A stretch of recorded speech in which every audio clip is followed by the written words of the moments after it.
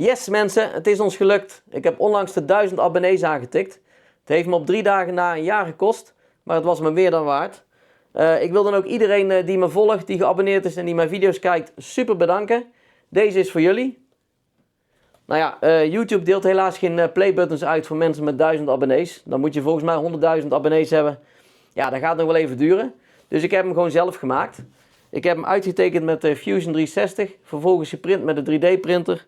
Deze heb ik met de lasersnijder gegraveerd in het glas. Nou ja, ik heb jullie al vaker laten zien hoe dat werkt. Maar als je geïnteresseerd bent om zoiets te maken, in deze video zal ik een korte samenvatting plaatsen hoe ik deze heb opgebouwd. Maar waar het om gaat in deze video, omdat ik de 1000 abonnees heb aangetikt, mag ik weer wat leuke dingen weg gaan geven. En deze keer heb ik 2 mooie prijzen voor jullie. Eén keer heb ik een Creality Sonic Pad, super handig tablet zeg maar voor op je 3D printer. En ik mag een Sculpfun iCube weggeven. Dat is een machine zoals deze. Super leuke machine, heel compact. Ik zal deze even afhalen.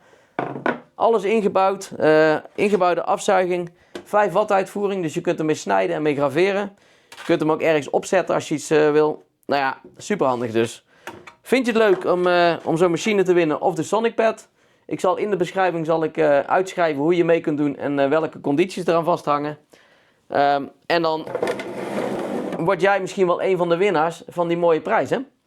Nou ja, als je het leuk vindt, doe even een duimpje omhoog. Abonneer op mijn kanaal, dan kunnen we samen het kanaal nog veel verder laten groeien. En wie weet maak ik binnenkort dan wel een button voor 10.000 abonnees. Nou ja, dat zal nog wel even gaan duren denk ik.